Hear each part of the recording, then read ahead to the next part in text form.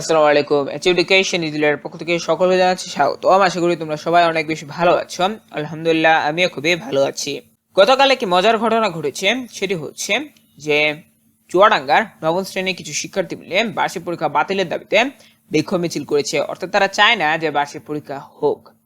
এছাড়াও তাদের আরো কিছু দাবি রয়েছে এবং সেই দাবিগুলো তারা স্মারকলিপি আকারে জেলা প্রশাসকের কাছে দিয়েছে। তো আজকে আমি এই বিষয়টি নিয়ে আলোচনা করব এবং তোমাদের জন্য কিছু মূল্যবান কথা বলবো এই ভিডিও শেষে। তো আশা করি তোমরা ভিডিওটি সম্পূর্ণরূপে দেখবে। তো এই যে নিউজটি এটি প্রকাশিত হয়েছে শেয়ারবেস নামক একটি যে ওয়েবসাইট রয়েছে সেখানে। এখানে দেখো বলা হয়েছে বার্ষিক পরীক্ষা বাতিলের দাবিতে শিক্ষার্থীদের বিক্ষোভ মিছিল। আচ্ছা, এরপরে যদি আমরা নিচে যাই দেখতে পাই যে এখানে কি ছবি রয়েছে, অর্থাৎ তারা যে বিক্ষোভ মিছিল করছে সেটির ছবি। এখানে দেখো লেখা আছে এক দফা এক দাবি, নবম শ্রেণীর বার্ষিক পরীক্ষা বাতিল চায় মানববন্ধন আয়োজনে চুয়াডাঙ্গা জেলার শিক্ষার্থীগণ। অর্থাৎ তাদের একটাই দাবি যে নবম শ্রেণীর বার্ষিক পরীক্ষা যেটি রয়েছে সেটি কি করতে হবে, বাতিল করতে হবে। তো এরপরে দেখো এটি হয়েছে চুয়াডাঙ্গা জেলায়, ঠিক আছে, চুয়াডাঙ্গা জেলার শিক্ষার্থীগণ মিলে এটা করেছে এই বিক্ষোভ মিছিলটি। তো এখানে দেখো মঙ্গলবার 17 সেপ্টেম্বর সকাল 10টায় চুয়াডাঙ্গা ভিক্টোরিয়া জুবিলি সরকারি উচ্চ বিদ্যালয় গেট থেকে বিক্ষোভ মিছিল বের হয়ে শহরের গুরুত্বপূর্ণ সড়ক প্রদক্ষিণ শেষে চুয়াডাঙ্গা কালেক্টরেট চত্বরে এসে শেষ হয়। অর্থাৎ এটা শুরু হয় চুয়াডাঙ্গা ভিক্টোরিয়া জুবিলি সরকারি উচ্চ বিদ্যালয় গেট থেকে, কয়টায়, সকাল 10টায়, এবং চুয়াডাঙ্গা কালেক্টরেট চত্বরে এসে এটি কি হয়, শেষ হয়। বিক্ষোভ শেষে কালেক্টরেট চত্বরের ছাত্ররা তাদের উপর বার্ষিক পরীক্ষা চাপিয়ে দেওয়ার জন্য প্রতিবাদ জানায়। সাধারণ ছাত্রদের পক্ষে বক্তব্য রাখেন ভিক্টোরিয়া জুবিলি সরকারি উচ্চ বিদ্যালয়ের ছাত্র হাসান শাহরিয়ার অপূর্ব, খন্দকার আহনাফ নাইমুল মানি, চুয়াডাঙ্গা বালিকা উচ্চ বিদ্যালয়ের তাসনিয়া তাসনিম ও ঝিনুক মাধ্যমিক বালিকা বিদ্যালয়ের ছাত্রী নুসরাত জাহান।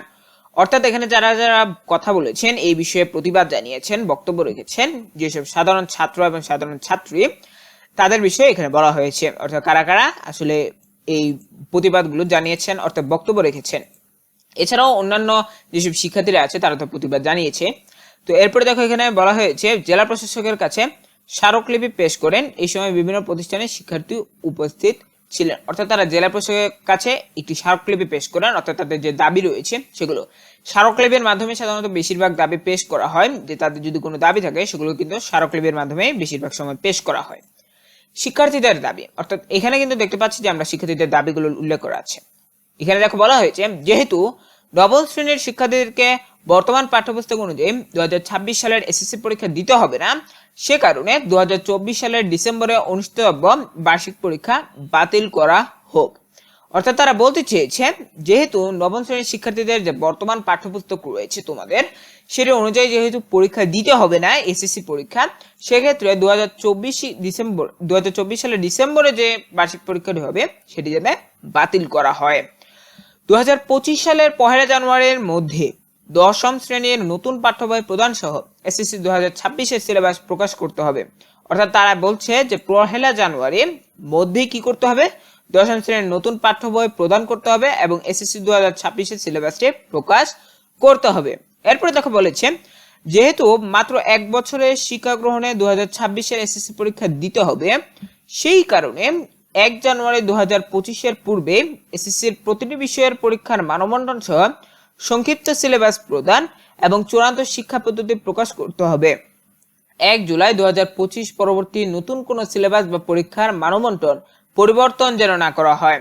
অর্থাৎ তারা বলছে যেহেতু মাত্র 1 বছর শিক্ষা গ্রহণে 2026 এর এসএসসি পরীক্ষা দিতে হবে, কারণ তোমরা জানো যে তোমরা যারা নবম শ্রেণীতে পড়ছো তারা কিন্তু নবম শ্রেণীর সময়টা যে বইগুলো পড়ছো সেগুলো কিন্তু দিয়ে তোমরা এসএসসি পরীক্ষা দিবে না, নতুন আরেকটা বই আসবে। তো যেহেতু তোমাদের সময় থাকবে কত বছর, 1 বছর, ঠিক আছে, তো 1 বছর। তো তারা বলেছে যে 1 জানুয়ারি 2025 অর্থাৎ আগামী বছরের 1 জানুয়ারির পূর্বে আগেই কি করতে হবে, এসএসসি প্রতিটি বিষয়ের পরীক্ষায় মানবন্টন সহ সংক্ষিপ্ত সিলেবাস দিতে হবে এবং চূড়ান্ত শিক্ষা পদ্ধতি প্রকাশ করতে হবে। 1 জুলাই 2025 পরবর্তী নতুন কোন সিলেবাস বা পরীক্ষা মানবন্টন পরিবর্তন যেন না করা হয়, এই বিষয়ে তারা লক্ষ্য রাখতে বলেছে। অর্থাৎ এগুলো হচ্ছে তাদের দাবি, এগুলো হচ্ছে শিক্ষার্থীদের দাবি।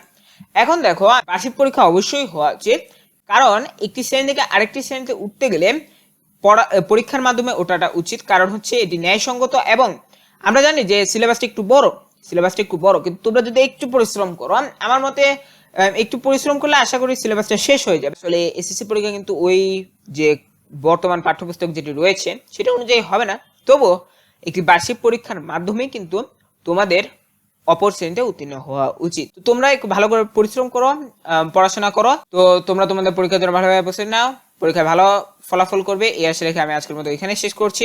আসসালামু আলাইকুম ওয়া রাহমাতুল্লাহ।